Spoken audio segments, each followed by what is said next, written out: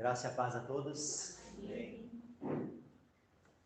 Peço que os irmãos abram a Escritura em Apocalipse, capítulo 17.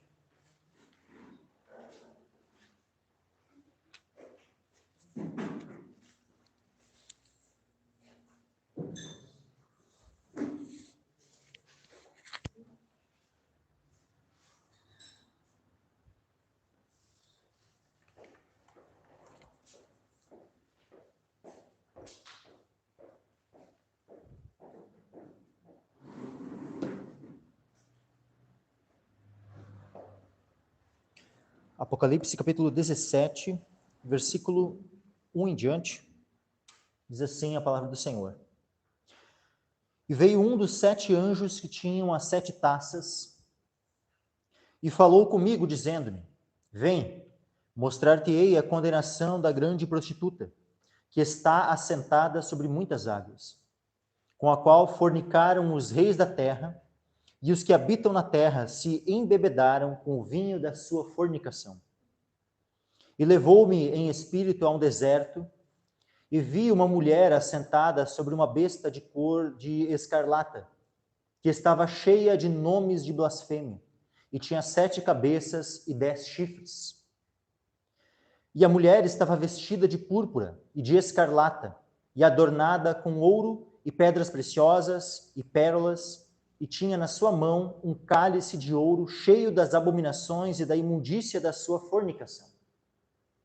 E na sua testa estava escrito o nome: Mistério, a grande Babilônia, a mãe das prostituições e abominações da terra. E vi que a mulher estava embriagada do sangue dos santos e do sangue das testemunhas de Jesus. E vendo-a eu, maravilhei-me com grande admiração. E o anjo me disse: Por que te admiras?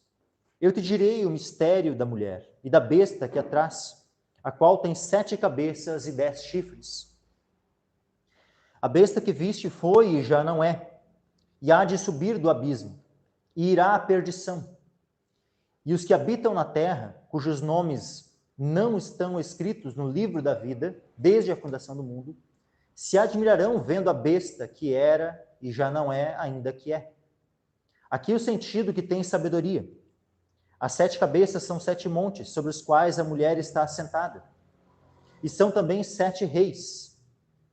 5 já caíram, e 1 já é. E outro ainda não é vindo. E quando vier, convém que dure um pouco de tempo. E a besta que era e já não é ela também o 8º, e é dos 7 e vai à perdição.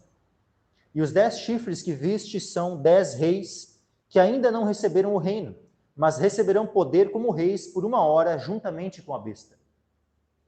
Estes têm o mesmo intento, e entregarão o seu poder e autoridade à besta. Estes combaterão contra o Cordeiro, e o Cordeiro os vencerá, porque é o Senhor dos senhores e o Rei dos reis. Vencerão os que estão com ele, chamados e eleitos e fiéis. E disse-me: As águas que viste, onde se assenta a prostituta, são povos e multidões e nações e línguas. E os 10 chifres que viste na besta são os que odiarão a prostituta, e a colocarão desolada e nua, e comerão a sua carne, e a queimarão no fogo. Porque Deus tem posto em seus corações que cumpram o seu intento, e tenham uma mesma ideia, e que seu reino deem à besta, até que se cumpram as palavras de Deus. E a mulher que viste é a grande cidade que reina sobre os reis da terra. Amém. Até aqui. Podem se assentar, todos.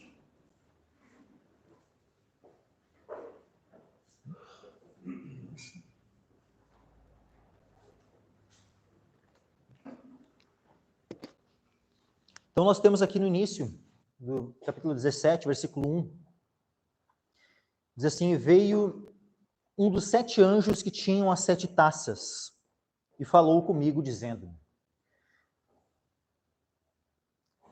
Nós já vemos que, pelo fato de este anjo, né, que está agora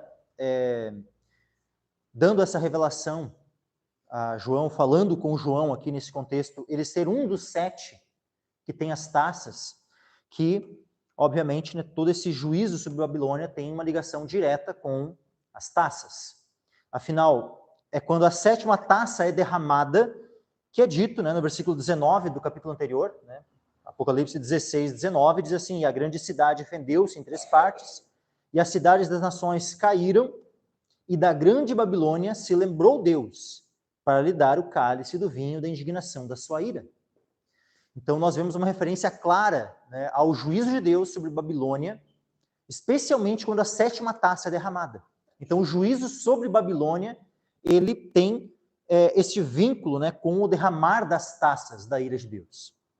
E por isso que é um dos 7 anjos que tinham as 7 taças, é quem vai e fala com João, né, e diz a ele, né, o que vem na sequência, vai mostrando nessas coisas a João que se relacionam com esse julgamento de Deus sobre Babilônia.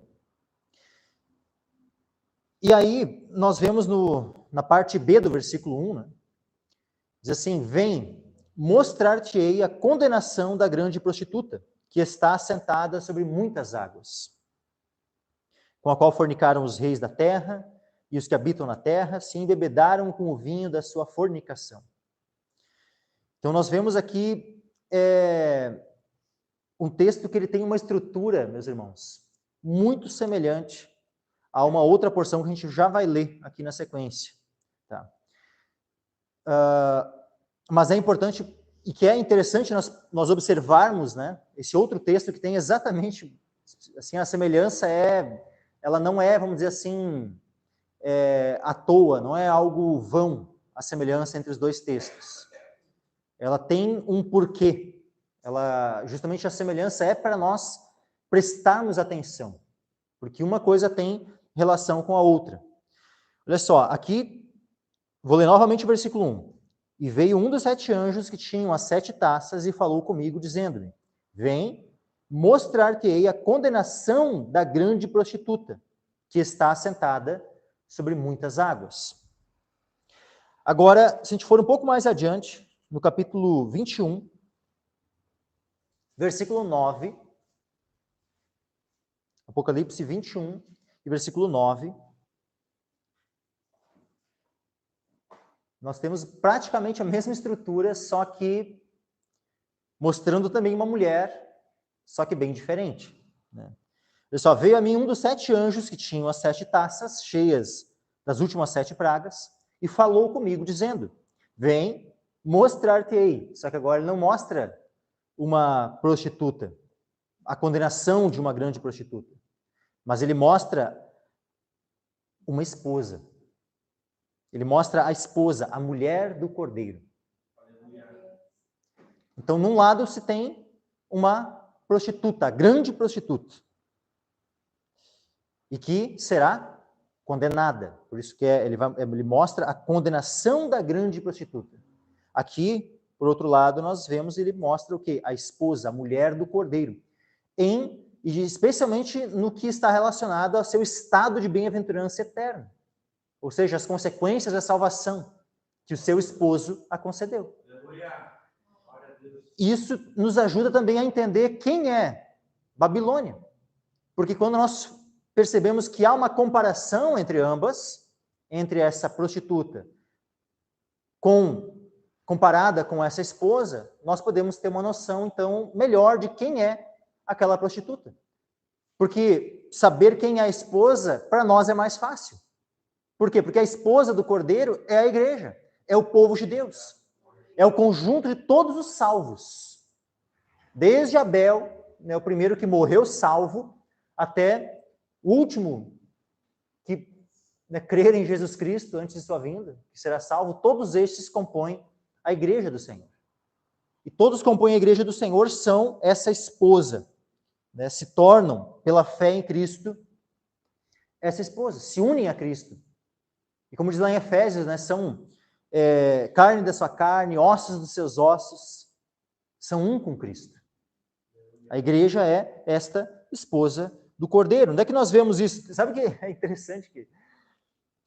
Interessante, chega a ser algo cômico até. Tem pessoas que negam que a esposa, a mulher do Cordeiro descrita aqui, seja a igreja. Tem gente que, por exemplo, os adventistas negam. Eles dizem, não é a esposa, a mulher do Cordeiro não é a igreja. Eles dizem, a esposa e a mulher do Cordeiro é a cidade da Nova Jerusalém. Eles dizem, tá, tudo bem, eu concordo que é a cidade da Nova Jerusalém. Só que a questão é que justamente tem esses dois aspectos. Tanto a cidade é chamada aqui, né? Porque é só a gente ler a sequência. Levou-me, olha só o versículo 10. E levou-me em espírito a um grande alto monte e mostrou-me a grande cidade, a Santa Jerusalém, que de Deus descia do céu. Tudo bem, a cidade da Nova Jerusalém, que, como diz lá em Efésios, vamos ler aqui alguns textos, tá? Primeiro, vamos ler Gálatas. Vamos ler Gálatas.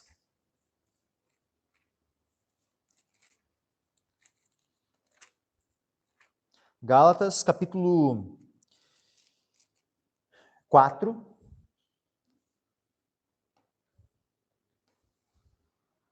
E versículo 22 em diante. Diz assim, porque está escrito que Abraão teve 2 filhos, um da escrava e outro da livre. Todavia, o que era da escrava nasceu segundo a carne, mas o que era da livre, por promessa. O que se entende por alegoria, porque estas são as 2 alianças. Uma do Monte Sinai, gerando filhos para a servidão, que é Agar. Ora, esta Agar é Sinai, monte da Arábia, que corresponde a Jerusalém, que agora existe, pois é escrava com seus filhos. Mas a Jerusalém, que é de cima, é livre, a qual é mãe de todos nós. A Jerusalém, que é de cima, é livre, a qual é mãe de todos nós. Ou seja, essa aqui está falando do quê? Da Nova Jerusalém. A Nova Jerusalém é chamada aqui de que ela é mãe de todos nós. Por quê? Ela é a esposa do Cordeiro. Mas será que uma cidade de pedras é a mãe? De pedras preciosas, mesmo que de pedras preciosas, de ouro e tal, como é a descrição, né, da Nova Jerusalém? Não, a cidade de... Não. A questão é, os cidadãos de uma cidade é quem geram os cidadãos da cidade. Ou não? Ou não é assim?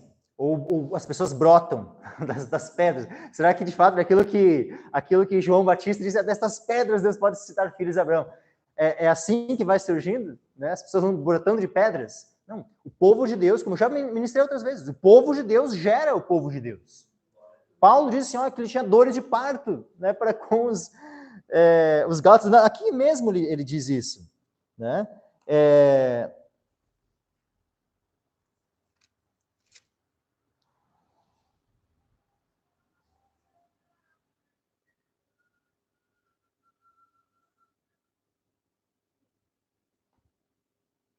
Olha só o versículo 19, mesmo capítulo 4.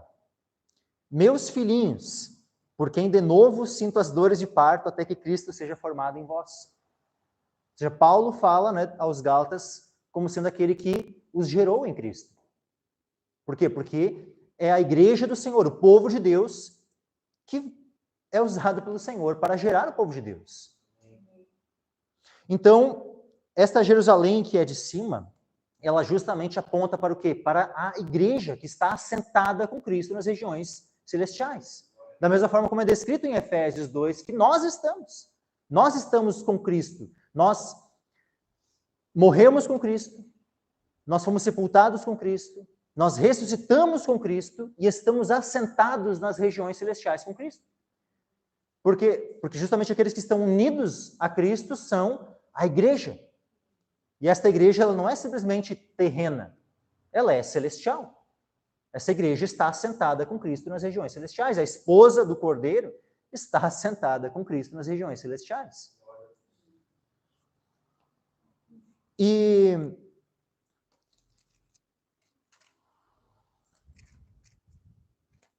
voltando aqui para Apocalipse, né? Nós vemos assim, Apocalipse 21, versículo 9 e 10, vamos ler novamente. E veio a mim um dos 7 anjos que tinham as 7 taças cheias das últimas 7 pragas, e falou comigo, dizendo, vem, mostrar-te-ei a esposa, a mulher do Cordeiro. E levou-me em espírito a um grande e alto monte, e mostrou-me a grande cidade, a Santa Jerusalém, que de Deus descia do céu. Então essa cidade, que é a mulher do Cordeiro, ela é o quê? Ela, sim, também é a cidade onde nós iremos morar eternamente com Deus. Mas ela fala de maneira especial de nós, da igreja do Senhor, os cidadãos dessa cidade.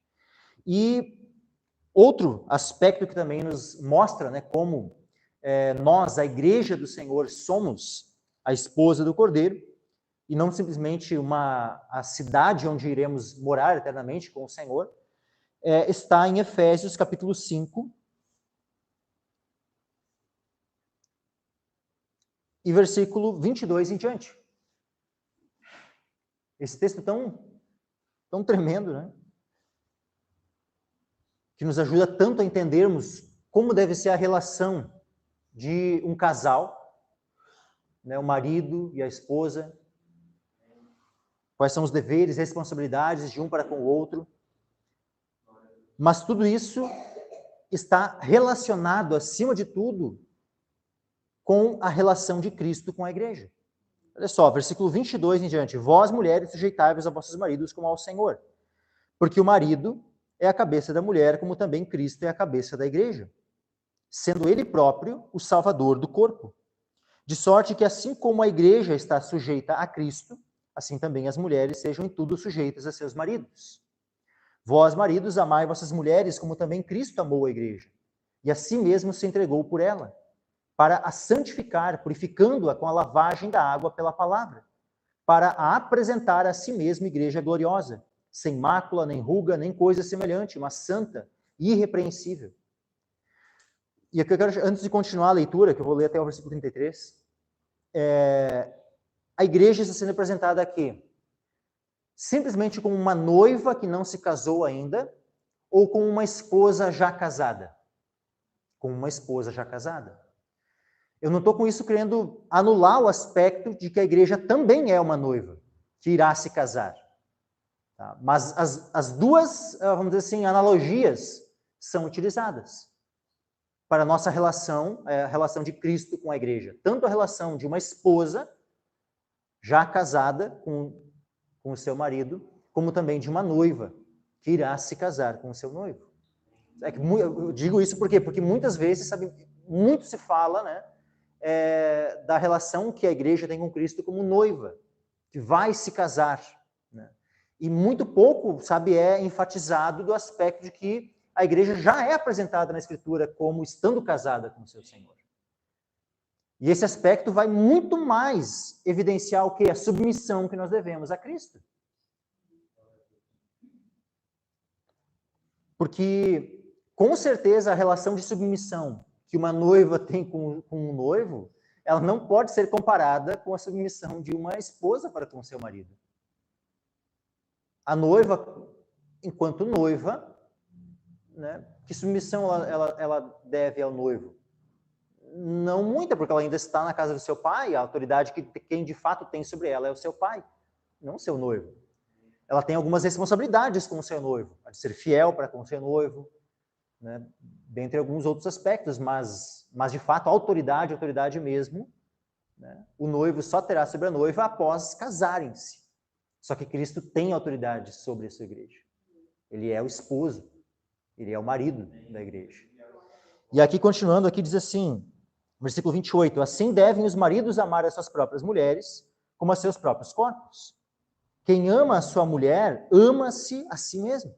Porque nunca ninguém odiou a sua própria carne, antes a alimenta e sustenta, como também o Senhor, a igreja. Porque somos membros do seu corpo. Olha só que coisa tremenda isso. Porque somos, nós, a igreja, o povo de Deus, somos membros do seu corpo, da sua carne e dos seus ossos. Por isso deixará o homem o seu pai e sua mãe e se unirá à sua mulher, e serão dois numa carne. Grande é este mistério, digo, porém, a respeito de Cristo e da igreja. E eu quero só chamar a atenção para um outro versículo aqui, né, quando fala assim, que Cristo, versículo 25, né? Vós, maridos, amai vossas mulheres, como também Cristo amou a igreja, a si mesmo se entregou por ela, para a santificar, purificando-a com a lavagem da água pela palavra. Então, Cristo, ele se entregou, ele morreu por nós para, primeiramente, nos santificar. Segundo, que é dito aqui, para nos purificar. Terceiro, versículo 27, para nos apresentar a si mesmo. a si mesmo como igreja gloriosa. Porque toda a obra de Cristo visa o momento onde ele vai voltar e ele vai glorificar a sua igreja. Nós estaremos em corpos glorificados para o encontro com o Senhor, onde estaremos para sempre com Ele. Igreja gloriosa, sem mácula, nem ruga, nem coisa semelhante. Por isso que é dito aqui, voltando lá agora para o Apocalipse 21, e versículo 9 e 10, mostra, sabe, essa esposa, essa mulher do Cordeiro, de uma maneira tão gloriosa. Eu não vou aqui ler todo o capítulo, mas leio em casa depois, capítulo 21 de Apocalipse, e a gente vê aqui como, sabe, é descrita essa esposa do Cordeiro, de maneira tão bela, tão majestosa, gloriosa. Tudo isso é porque o Senhor morreu pela igreja. Se não fosse o sangue de Cristo, nós jamais seríamos assim, jamais poderíamos ter essa esperança. Mas então há essa comparação, entre a esposa, a mulher do Cordeiro, e essa prostituta, a grande prostituta, que se assenta sobre muitas águas. Então, tanto há esse vínculo aqui, essa comparação entre as duas, como depois, olha só, voltando lá para Apocalipse 17, versículo 3. Diz assim, e levou-me em espírito a um deserto e vi uma mulher assentada sobre uma besta de cor de escarlata. Levou-me em espírito a um deserto e vi uma mulher assentada sobre uma besta de cor de escarlata que estava cheia de nomes de blasfêmia e tinha 7 cabeças e 10 chifres. Aí vai descrevendo no versículo 4, a mulher estava vestida de púrpura, de escarlata, adornada com ouro, pedras preciosas, pérolas, tinha na sua mão um cálice de ouro cheio das abominações e da imundícia da sua fornicação. Agora, voltando lá para o Apocalipse 21. Olha o versículo 10, 21, 10. E levou-me em espírito, da mesma forma como lá no versículo 3, e levou-me em espírito a um deserto, aqui no versículo 10, levou-me em espírito a um grande e alto monte, e mostrou-me a grande cidade, a santa Jerusalém, que de Deus descia do céu. E tinha a glória de Deus, e a sua luz era semelhante a uma pedra preciosíssima, com a pedra de jaspe, como um cristal resplandecente, e depois vai descrevendo outros detalhes da cidade. Então, nós vemos essa comparação entre as duas. Se a Nova Jerusalém, se a esposa do Cordeiro fala tanto da cidade como também do seu povo, que é o povo salvo, então a Babilônia, ela também fala de uma cidade que será, podemos dizer assim, a capital do Império do Anticristo, mas ela não fala apenas de uma cidade terrena, política, econômica, dentre outros aspectos terrenos.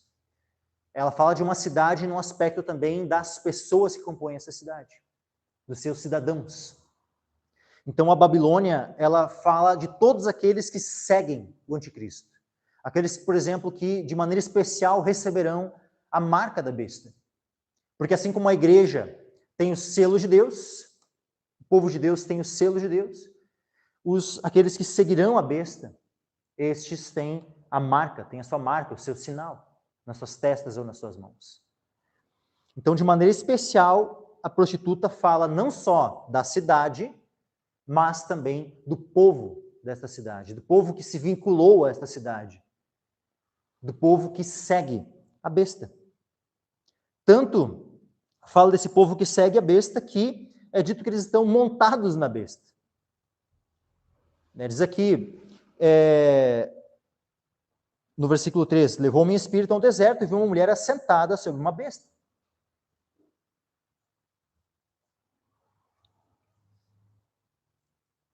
Aí, só voltando aqui um pouquinho, versículo 2. Aqui é dito que essa mulher, ela diz assim, com a qual fornicaram os reis da terra, e os que habitam na terra se embebedaram com o vinho da sua fornicação. Então, assim como a igreja do Senhor, ela tem uma missão na terra, que é levar o evangelho, que é, como a gente muitas vezes fala, buscar e salvar o perdido, ou seja, é buscar influenciar, é ser luz neste mundo, é ser o sal da terra, é influenciar as nações, as tribos, os povos, todas as línguas, para que conheçam o Senhor Jesus, para que se convertam ao Senhor Jesus, para que se arrependam. Então a igreja tem esta missão, em meio a este mundo, em meio a essas nações. Mas de maneira semelhante, Satanás, ele tem um povo que o segue de maneira especial, o que também está atribuído de uma missão. Só que é uma missão oposta, é uma missão de corromper, de, multiplicar o pecado, de fazer com que as pessoas estejam, que as nações, as tribos, povos, todos estejam cada vez mais embebedados, como diz aqui, com o vinho da sua fornicação. Versículo 13 diz assim: levou-me em espírito a um deserto e vi uma mulher assentada sobre uma besta de cor de escarlata. Quando fala assim que essa besta tem cor de escarlata, né, isso nós podemos associar primeiramente com a própria visão lá do capítulo 12 do dragão. Dragão vermelho, né, porque a cor de escarlata é uma cor vermelha. E é dito lá, por exemplo, Apocalipse 12, versículo 3. E viu-se outro sinal no céu, e eis que era um grande dragão vermelho, que tinha 7 cabeças e 10 chifres, e sobre suas cabeças 7 diademas. E a descrição dessa besta é muito semelhante à descrição do dragão, o que mostra essa identificação da besta, que principalmente é o anticristo e o seu império, com o próprio dragão, que é aquele que está por trás do poder da besta e do seu trono. Final do capítulo 13 de Apocalipse, nós vemos o quê? Versículo 2, Apocalipse 13, 2.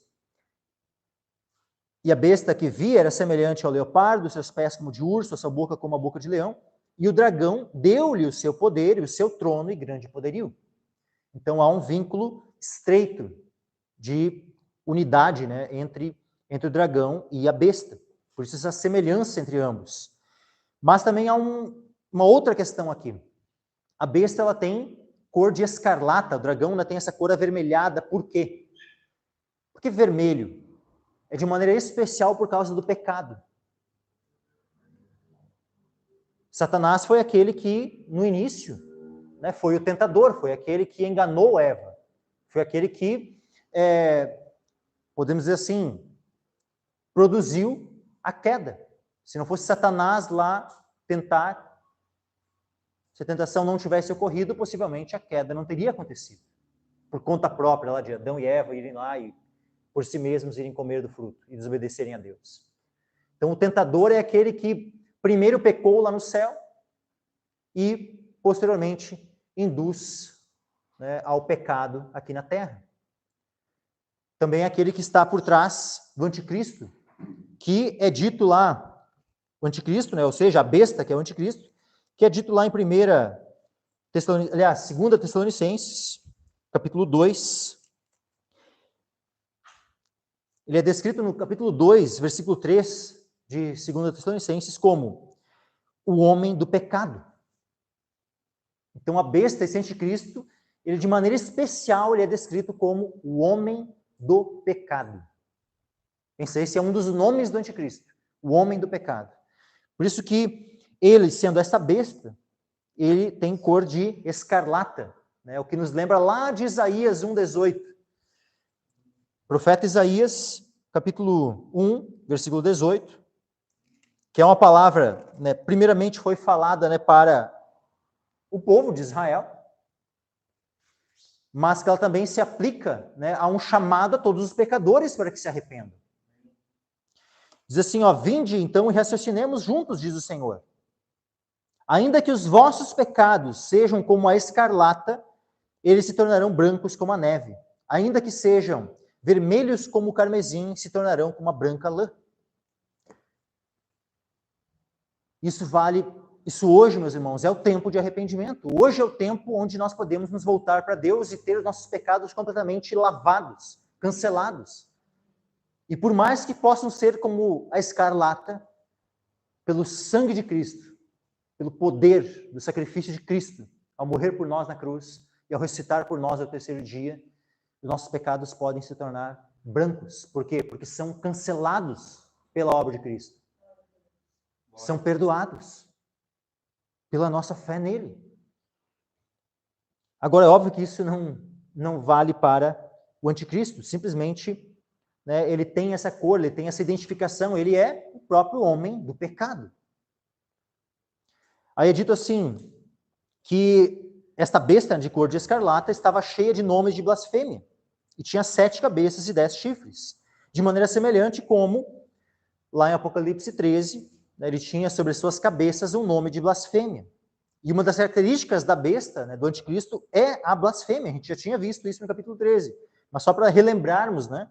Vamos lá, versículo 5 do capítulo 13. Diz, foi-lhe dada uma boca para proferir grandes coisas e blasfêmias. E deu-se-lhe poder para agir por 42 meses. Abriu a sua boca em blasfêmias contra Deus, para blasfemar do seu nome, do seu tabernáculo e dos que habitam no céu. Então, olha só como há esse vínculo, né, do anticristo, dessa primeira besta que emerge do mar, e esse vínculo especialmente com o pecado da blasfêmia. Por isso é dito, né, a cor de escarlata e que estava cheia de nomes de blasfêmia. E tinha 7 cabeças e 10 chifres. Eu não vou falar agora das cabeças dos chifres, porque o próprio capítulo já nos vai dar a interpretação aqui, mais adiante. Versículo 4, a mulher estava vestida de púrpura, de escarlata, adornada com ouro, pedras preciosas, pérolas, tinha na sua mão um cálice de ouro, cheio das abominações e da imundícia da sua fornicação. Então ela estava ali, vestida como uma prostituta, vivendo no luxo, né? Essa descrição, né, mostra, né, aponta para esse estado assim de vivendo como que em paz e segurança, né, desfrutando do bom e do melhor, né, a própria cor das vestes, né, púrpura, escarlata, era as cores com quem a nobreza, né, se vestia naquele tempo, né, do Império Romano, né, ali adornada, né, ouro, pedras preciosas, pérolas. Então, né, vivendo assim, né, num estado de completo, né, tipo, usufruindo, né, de tudo bom e do melhor que este mundo pode dar. E aí diz assim, na sua mão tem um cálice de ouro, cheio das abominações e da imundícia da sua fornicação. Neste cálice, bom, depois vai mostrar um pouco mais, né, sobre essa questão do cálice, né? Mas vamos lá, só versículo 5. Na sua testa estava escrito o nome, mistério, a grande Babilônia, a mãe das prostituições e abominações da terra. Então essa prostituta aqui, né, que também a gente pode traduzir como fornicadora, ela também é a mãe das prostituições, que também a gente pode traduzir como fornicações, ou até mesmo como, em vez de prostituições, como prostitutas ou fornicadoras, né? E as abominações da terra. Ela é a mãe disso tudo. O que nós vemos, então, em 2 aspectos, né? Primeiro, nesse vínculo com Satanás, aqueles que o servem, né, isso já aponta para algo, né, que vem ao longo da história. Porque a gente vai olhar aqui essa besta, a gente vai ver que ela tanto fala do anticristo e do reino final, mas também fala de reinos que, vamos dizer assim, dominaram ao longo da história. A besta, mais uma vez, a besta ela fala tanto do anticristo e do seu reino, que vai se manifestar no fim, mas também fala de reinos ao longo da história. E nesse aspecto de reinos ao longo da história, onde nós podemos identificar o princípio, né, de tudo, está lá em Babel, com Nimrod. Nimrod já é um tipo que apontava para o anticristo. Babel, né, esse princípio do seu reino, que posteriormente vai dar origem à Babilônia. Então, o próprio nome Babilônia, ele tem a sua origem em Babel. E da mesma forma como aqui há um juízo sobre Babilônia, né, de maneira especial sobre o povo que compõe, né, os cidadãos de Babilônia, no tempo da Torre de Babel, Deus exerceu juízo sobre aqueles que estavam edificando a torre. Né, só que naquele contexto, Deus confundiu as línguas de todos eles e os espalhou. Só que aqui o contexto de juízo vai ser um contexto diferente. Então aqui é dito que mistério, a grande Babilônia, mãe das prostituições e abominações da terra. Porque desde então, desde Babel, a partir dali, é que começa, né, num certo sentido assim, todo um paganismo, que ele tem uma linha ao longo da história que vai continuar até o fim, que vai culminar até os tempos do fim. Tem muitos deuses que surgiram naquele tempo, em Babel, e que só vão ganhando outros nomes ao longo da história, mas que se consegue perceber uma linha, né, de idolatria, assim, ao longo dos tempos, que vai culminar também nos tempos do fim. Por isso que quando fala assim, a mãe das prostituições e abominações da terra, né, não é porque ela surge simplesmente lá no final da história, e aí ela é mãe de tudo aquilo que veio antes. Não, é porque é algo que de fato já está, assim como o anticristo é um espírito, né, ele vai ser um homem, mas também é um espírito que já atuava no tempo de Cristo. Babilônia, ela vai ser um povo nos tempos do fim, mas também é um espírito que vem, podemos dizer assim, atuando ao longo da história. Porque é composto, né, de todo aquele princípio religioso, aquele princípio de idolatria, né, do qual Satanás está por trás. Podemos identificar dessa forma, assim. Por isso, mistério, a grande Babilônia, a mãe das prostituições e abominações da terra. Versículo 6. Vi que a mulher estava embriagada do sangue dos santos e do sangue das testemunhas de Jesus. Por isso que eu disse, né, eu não entrei muito na questão do cálice, né, porque quando fala ali, falou antes, né, o cálice de ouro cheio das abominações e imundícias da sua fornicação, é porque isso tem uma identificação, uma ligação aqui com esses atos da meretriz. Tanto nos seus pecados, né, mas de maneira especial o pecado de perseguir o povo de Deus. De maneira especial o pecado de perseguir o povo de Deus. Vejam que lá no Apocalipse 16, quando nós vemos sobre as taças sendo derramadas, um dos juízos é o mar, as fontes d'água, os rios sendo transformados em sangue. E Deus julgando, então, né, os pecados daqueles que seguiram a besta. E é dito assim, ó, visto como derramaram o sangue dos santos e dos profetas, também tu lhes deste o sangue a beber, porque disto são merecedores. Só que no juízo ali das taças, eles irão literalmente beber sangue. Só que não, nesse contexto eles não vão estar querendo beber sangue. Eles não gostariam de beber sangue, só que Deus vai obrigá-los a beber sangue, porque Deus vai transformar todas as águas em sangue. Por quê? Por causa, simbolicamente, dessa sede de sangue que eles tinham antes. Esse beber sangue aqui do versículo 6, e vi que a mulher estava embriagada do sangue dos santos e do sangue das testemunhas de Jesus, esse embriagada aqui não é que literalmente, né, a Babilônia, ou seja, os seguidores da besta, não é que literalmente eles bebiam o sangue das pessoas que eles matavam, mas sim é que eles tinham justamente essa expressão. Quando tu fala assim, ó, essa pessoa tem sede de sangue, a gente está falando que aquela pessoa ela gosta de literalmente beber sangue, ou que ela gosta de matar outras pessoas? É que ela gosta de matar. Uma pessoa que tem sede de sangue é uma pessoa que ela tem esse pecado, né, do assassinato, né, é algo característico dessa pessoa, tem sede de sangue. Então, a sede de sangue é a sede por matar, é o desejo por matar. Então, quando diz ali, vi que a mulher estava embriagada do sangue dos santos e do sangue das testemunhas de Jesus, isso fala de maneira especial essa perseguição, essa guerra que a besta e os seguidores da besta farão ao povo de Deus e os matarão. Ou seja, o sangue que será derramado. É nesse aspecto, né, que estarão embriagados, né? Ou seja, de tanto sangue que vai ser derramado no período, especialmente da grande tribulação. Mas isso também, num certo sentido, se aplica ao sangue derramado ao longo da história. De todos aqueles que se identificam com Satanás e que, dessa forma, então, derramam o sangue daqueles que se identificam com o Senhor. A começar lá por Caim e Abel. Caim, como diz em 1 João, era do maligno e matou o seu irmão.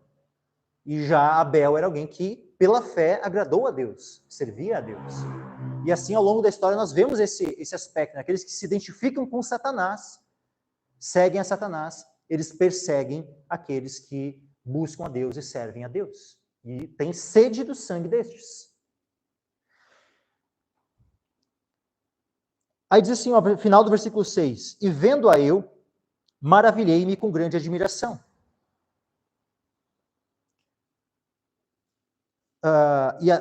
Aqui, tanto o maravilhei-me, né, o verbo maravilhei-me, como o substantivo admiração, no grego eles têm a mesma raiz. Né? Então eu poderia, por exemplo, traduzir assim, admirei-me com grande admiração. Permaneceria a mesma raiz no português, assim. Né? Também poderia ser traduzido como espantei-me com grande espanto. Né? É algo nesse aspecto, assim, né? Esse maravilhei-me, né? Ou admirei-me, né? Nesse sentido, assim, de espanto, de estar perplexo. Né? Então, vendo eu, maravilhei-me com grande admiração. E o anjo me disse, por que te admiras? Eu te direi o mistério da mulher e da besta que a traz, a qual tem 7 cabeças e 10 chifres. Versículo 8. A besta que viste foi e já não é, e há de subir do abismo. Então vejam que a besta, ela vai subir do abismo. Assim como é dito lá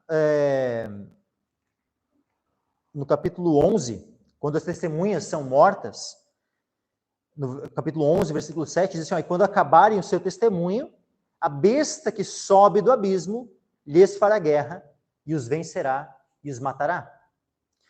E aquele que nós vemos subir do abismo, antes disso, né, a única descrição de alguém subindo do abismo são aqueles gafanhotos, né, que sobem do abismo e que eles têm um anjo, que é rei sobre eles.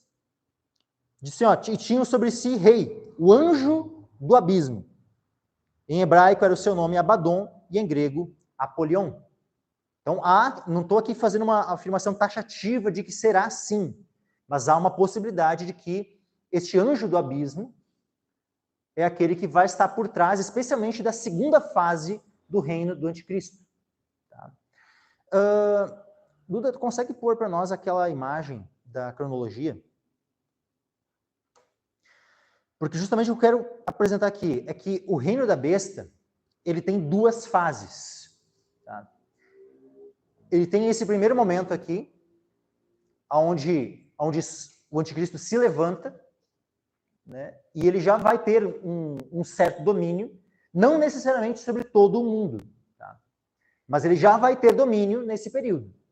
Ou seja, então o reino da besta já tem uma primeira fase. Tá?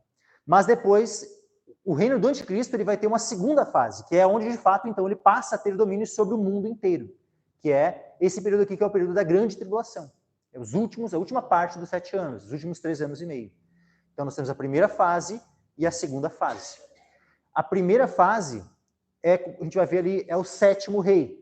E depois diz assim, ó, que vai ter um 8º rei. O 8º rei fala da segunda fase do reino do anticristo.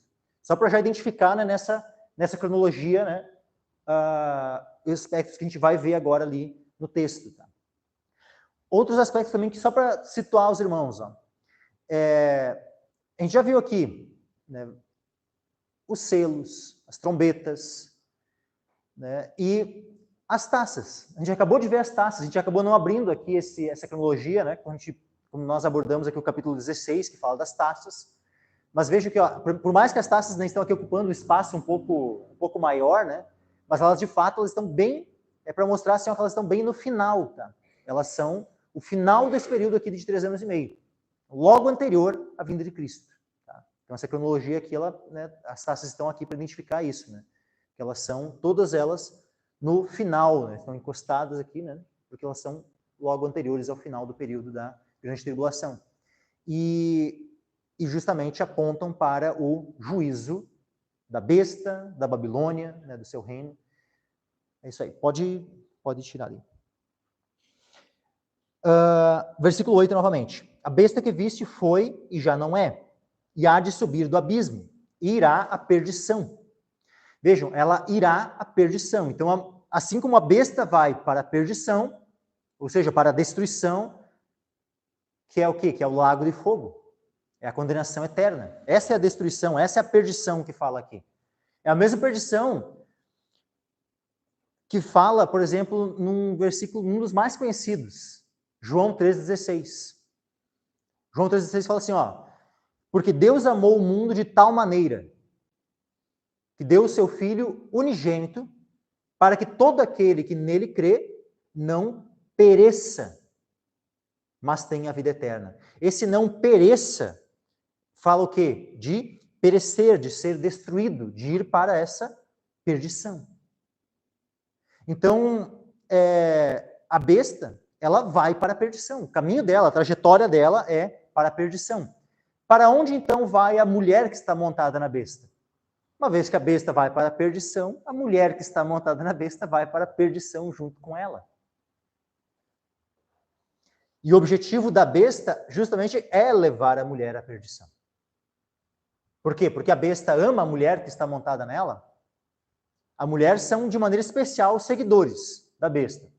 Eu falei, também existem outros aspectos, né? A cidade e mais algumas questões, mas, de maneira especial, a mulher, a prostituta, a Babilônia, fala dos seguidores. Será que a besta, o anticristo, Satanás, será que eles amarão o povo que o segue? Não. O reino do anticristo, o reino do dragão, os princípios são diferentes dos princípios do reino de Deus. O reino de Deus é dito assim, ó, que nós fomos transportados da potestade de Satanás para o reino do Filho do seu amor. Por quê? Porque o reino de Deus é um reino de amor. É um reino do Deus que é dito lá em 1 João que é amor. Só que no reino de Satanás as coisas são invertidas. Ele não ama os seus seguidores. Deus, ele amou o mundo de tal maneira que deu o seu Filho unigênito, para que todo aquele que nele crê não pereça, mas tenha vida eterna. Mas agora Satanás, não existe amor no coração dele. Existe apenas ódio, mesmo para com os seus seguidores mais fiéis. Mas continuando aqui, vai à perdição, irá à perdição. E os que habitam na terra, cujos nomes não estão escritos no livro da vida, desde a fundação do mundo, se admirarão, vendo a besta que era e já não é, ainda que é. Ou seja, esses são aqueles que seguirão a besta, que estarão montados nessa besta. São estes que habitam na terra, que se admirarão, vendo a besta, que era e já não é, ainda que é. Estes, é dito claramente, os que vão receber a marca da besta, os que serão associados ao anticristo, eles, é dito assim, ó, cujos nomes não estão escritos no livro da vida desde a fundação do mundo.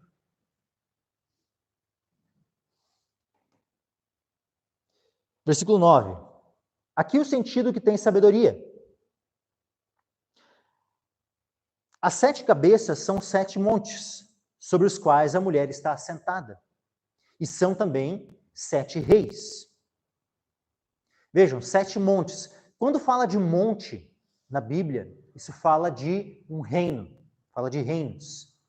Porque, por exemplo, é dito lá em Daniel, né, a profecia do reino de Cristo, que será um reino eterno, é dito que foi cortada, né, de uma montanha, uma pedra, sem ajuda de mãos, né, foi cortada, e essa pedra ela é arremessada contra os pés da estátua. Aquela no sonho, né, de Nabucodonosor, uma estátua com a cabeça de ouro, né, o peito, os braços de prata, o ventre de bronze, as pernas de ferro e os pés de ferro misturado com barro. Os pés com 10 dedos. Os 10 dedos da estátua apontam para os 10 reis que estão aqui. Os 10 dedos da estátua. E só que a característica ali do ferro misturado com barro aponta para o tipo, para esse reino final. Esses pés da estátua apontam para esse reino final, que é o reino do anticristo. E então, quando fala aqui de montes, né, isso fala de reinos, não apenas de reis, mas de reinos. Então, quando fala do monte, está falando de reino. Quando fala do rei, está falando aí do rei desses reinos. Então, diz ali, versículo 9 novamente, aqui o sentido.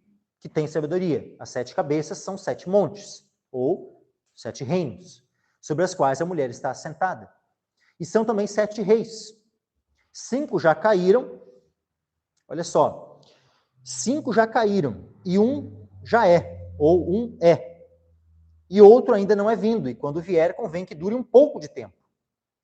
E a besta que era e já não é ela também o 8º, e é do 7, e vai à perdição. Todo mundo entendeu? Podemos seguir adiante agora? Então vamos seguir aqui. Olha só. São também 7 reis. 5 já caíram, um já é. Tá? Uma vez que fala que são 7 montes e também 7 reis, então cada rei aqui está correspondendo a um monte. Tá? Ou seja, cada rei aqui está correspondendo a um reino diferente. Se fala que um deles ou seja, presentemente, no tempo onde a carta, né, onde o livro de Apocalipse foi escrito, é dito aqui que um desses montes, ou um desses reis, era. Então fala do império, de um reino que era presente no tempo da escrita do livro de Apocalipse. Qual é o reino que havia nesse tempo da escrita do livro de Apocalipse? O Império Romano. Então o Império Romano era o império que havia, né, aqui nesse primeiro momento, no momento da escrita do livro de Apocalipse. Então, quando diz assim, ó, são também 7 reis, 5 já caíram e um já é. Esse que fala do Império Romano. Os 5 que caíram são os reinos, né, os impérios anteriores. E existe um vínculo aqui, tá, né, que vai identificar quais são estes. Por que esses 5? Por que 5 antes e um que era e tal? Todos eles têm um vínculo com a terra de Israel.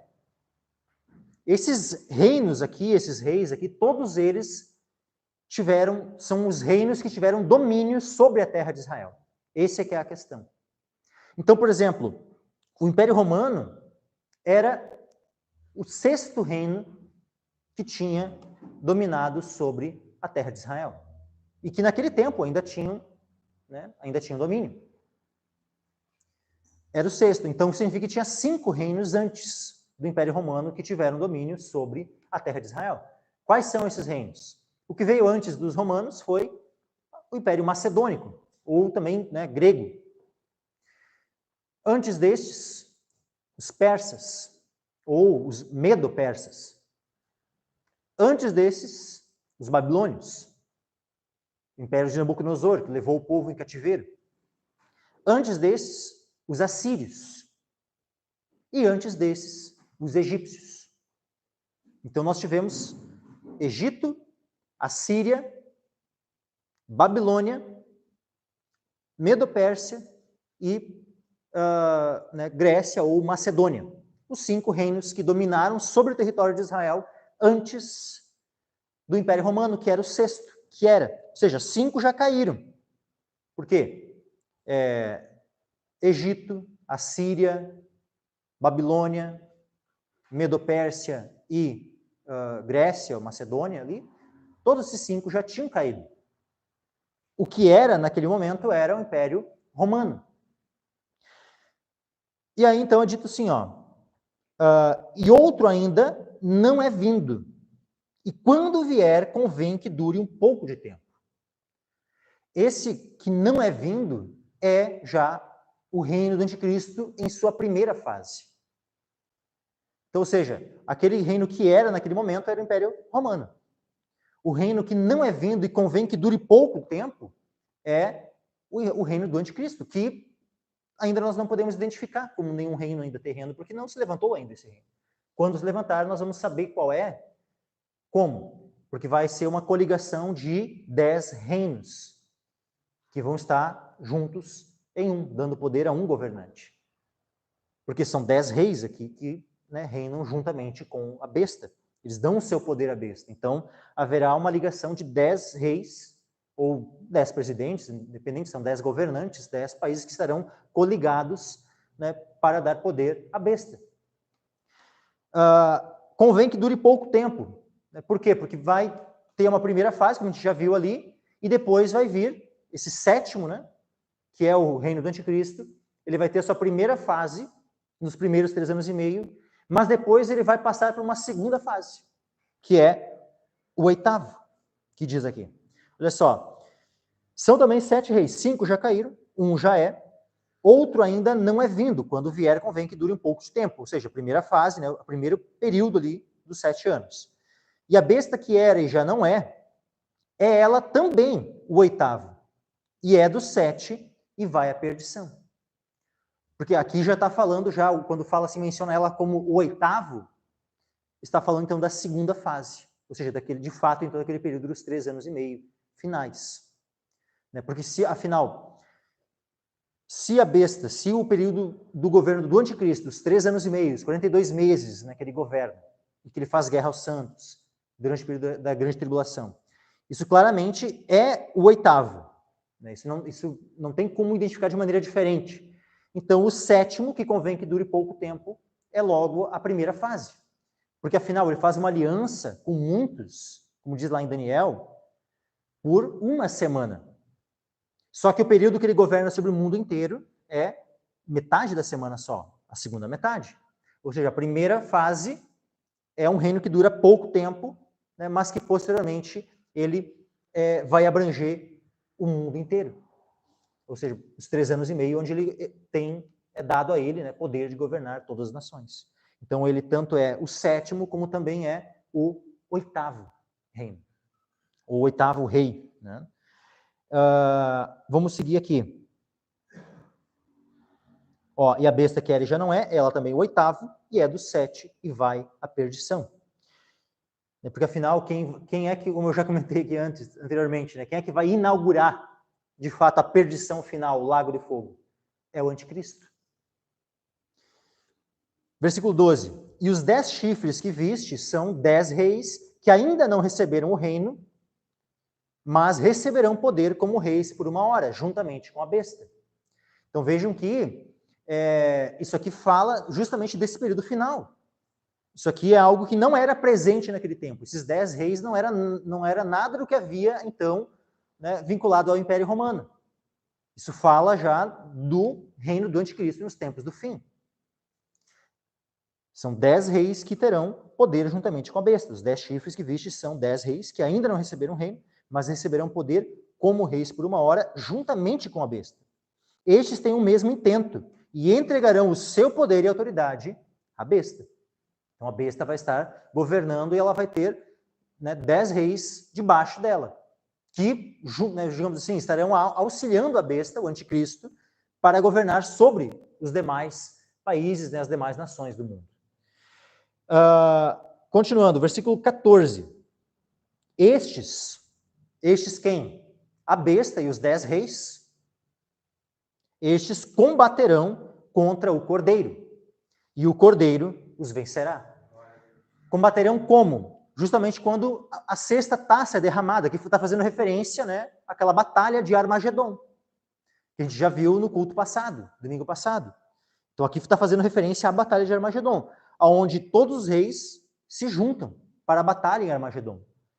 Então os 10 reis, que estarão também debaixo do seu domínio, né, outras nações, outros reis da terra, eles serão todos ajuntados em Armagedon para a batalha contra o cordeiro. Estes combaterão contra o cordeiro, como diz aqui, e o cordeiro os vencerá, porque é o Senhor dos senhores e o Rei dos reis. E como, né, de maneira tão tremenda, é dito ali no capítulo 19, no versículo 16, né, diz assim a respeito de Cristo: e no manto e na sua coxa tem escrito este nome, Rei dos reis e Senhor dos senhores. Né, justamente nesse contexto onde Cristo vem e vence eles, né? Eu não vou ler aqui a descrição dessa vitória de Cristo, tá? Né, mas depois leiam aí no capítulo 19, né, do versículo 11 até o final. Nós temos aqui a descrição dessa vitória de Cristo. E diz assim, ó, e vencerão os que estão com ele, chamados e eleitos e fiéis. Quem são esses que estão com ele, que são chamados, eleitos e fiéis? De maneira especial, o povo de Deus, a sua igreja. Que quando Jesus estiver vindo nas nuvens para vencer essa batalha de Armagedon, é o momento onde nós já teremos sido arrebatados para o encontro com o Senhor. Porque quando estiver vindo, ele vem. Vamos ler ali o texto, tá? Eu não ia ler, mas é melhor a gente fazer a leitura. Bom, olha só, Apocalipse 19, versículo 11.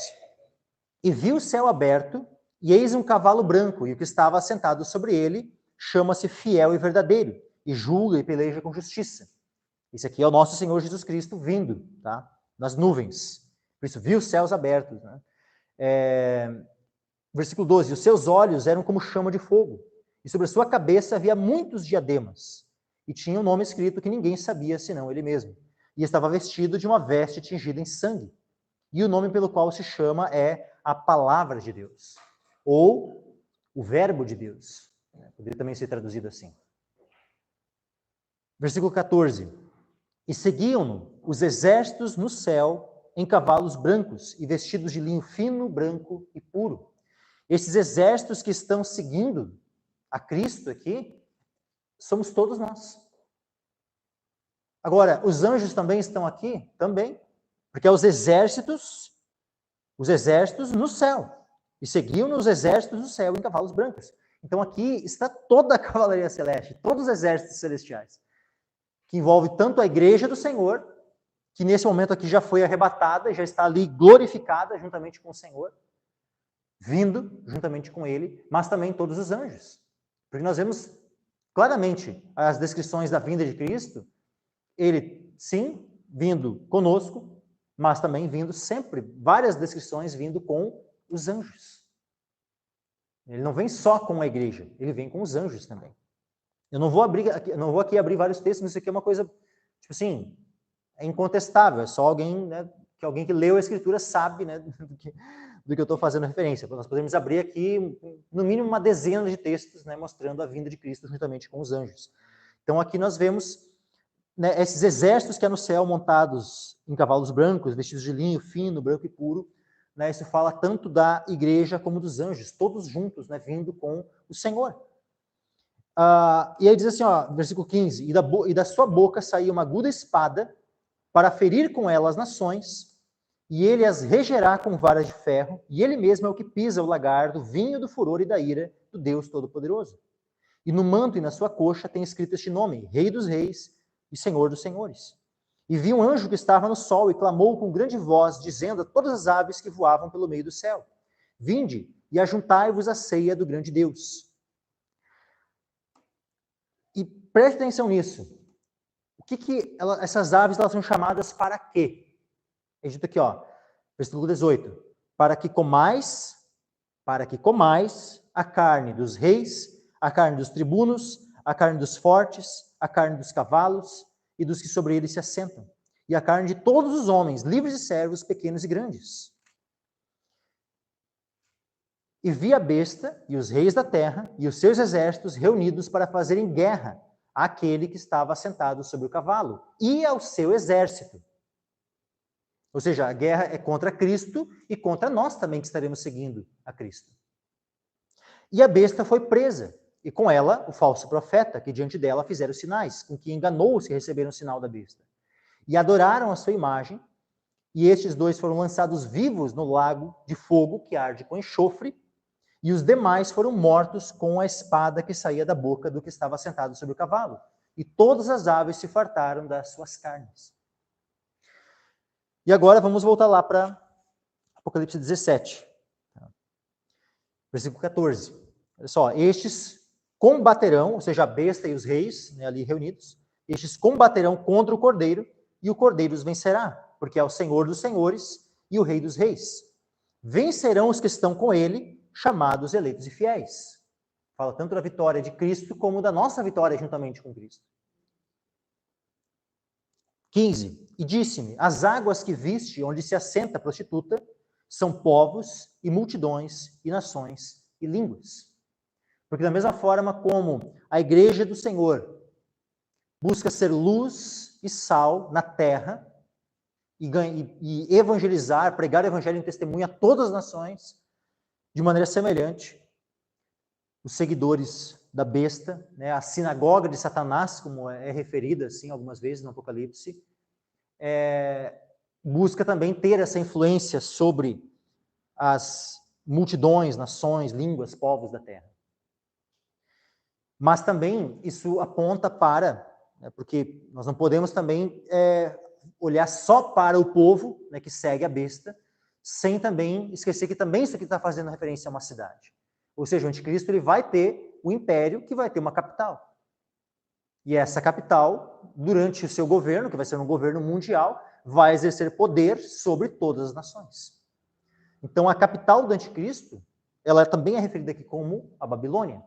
E essa Babilônia, essa cidade, ela exerce poder sobre povos, multidões, nações e línguas. Está assentada sobre todos eles.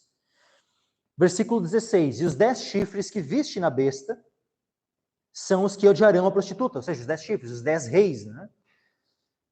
Já foi descrito ali antes. Que terão poder juntamente com a besta, que darão o seu poder à besta. Os 10 chifres que viste na besta são os que odiarão a prostituta e a colocarão desolada e nua. Veja que a prostituta ela é colocada desolada e nua. Na vinda de Cristo, o que Jesus diz? Eis que venho como ladrão, bem-aventurado aquele que vigia e guarda as suas roupas para que não ande nu e não se vejam suas vergonhas. Como é que vai estar essa meretriz, essa Babilônia, esse povo que foi marcado pela besta? Vão estar nus na vinda de Cristo. Então ela é colocada, né, a colocarão desolada e nua, e comerão a sua carne e a queimarão no fogo. Comerão a sua carne, isso que está apontando para o quê? Justamente para aquele convite que é feito às aves, para que comam a carne, de comandantes, de escravos, livres, ou seja, todos aqueles que estarão, aqueles exércitos, né, reunidos para a peleja, que foram reunidos pela besta, pelo anticristo, né, pelo falso profeta, esses 10 reis, né, e tudo mais, estarão todos ali reunidos.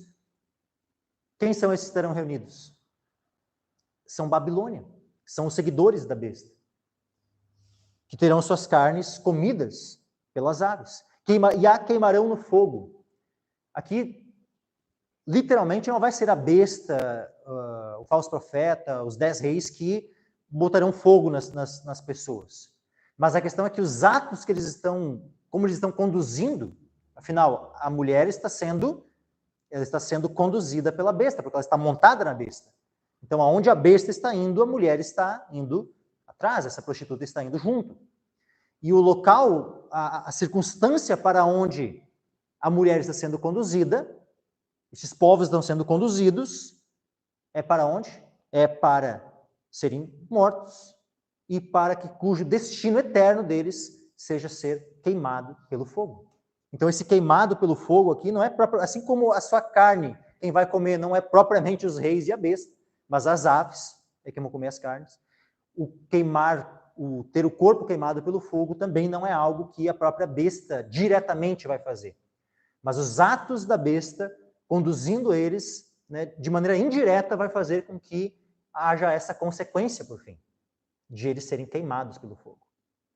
Que é justamente, né, a consequência, olha só, vamos ler Apocalipse 14.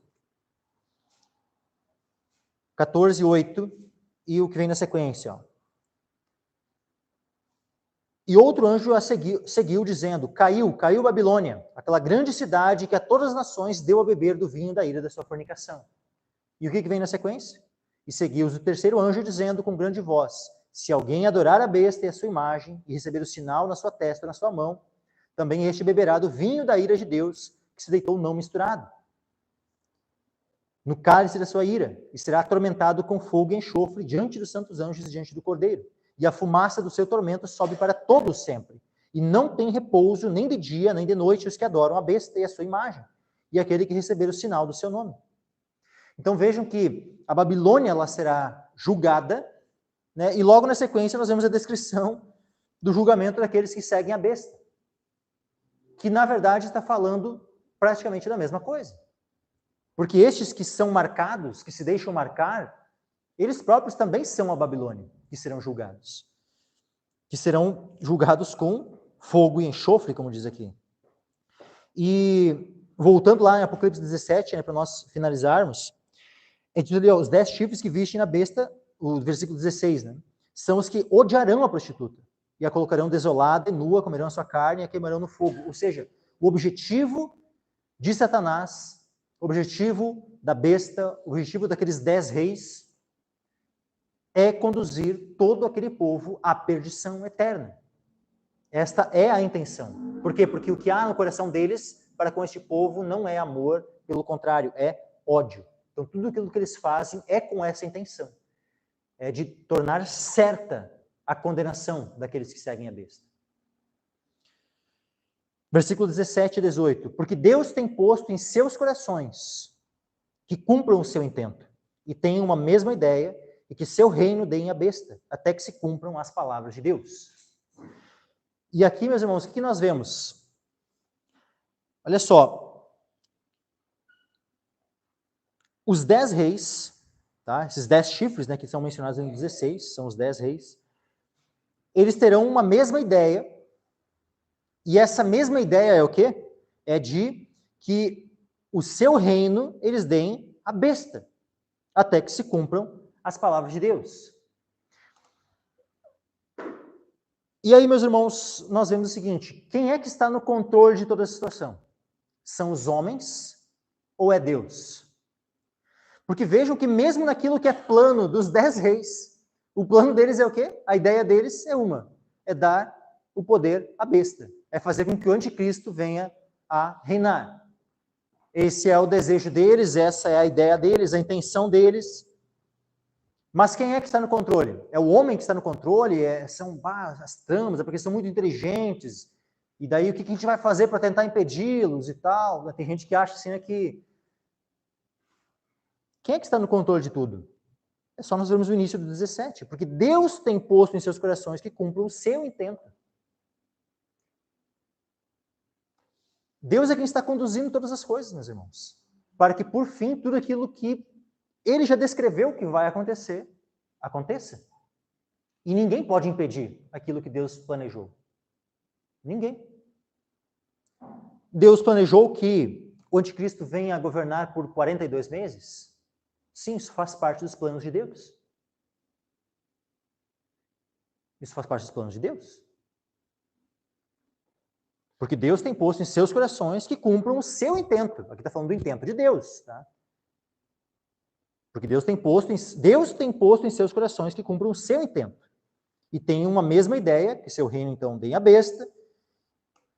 Porque qual que é o intento de Deus? É que se cumpram as suas palavras. Né? Até que se cumpram as palavras de Deus. Ou seja, tudo aquilo que foi profetizado, tudo aquilo que Deus falou, precisa necessariamente se cumprir. Então Deus vai conduzir a história. Assim como Deus conduziu todas as coisas na época de Cristo. Deus conduziu para que todas as profecias se cumprissem. Que ele fosse entregue pelo povo, né, por Judas, por Herodes, Pôncio Pilatos e tudo mais. Deus estava no controle de tudo aquilo. O momento ali onde Cristo vem e é morto e tal, não é porque as coisas fugiram do controle, acabou Jesus morrendo. Não. Esse já era o plano desde o princípio. É o Cordeiro morto desde a fundação do mundo. O plano já era esse, traçado desde antes da fundação do mundo. E da mesma forma aqui. Então, tudo isso, nada vai acontecer, vai ser algo fora dos planos de Deus, fora daquilo que Deus tem determinado. E por fim, então, versículo 18. E a mulher que viste é a grande cidade que reina sobre os reis da terra. Então, aqui também fala então, desse outro aspecto, né?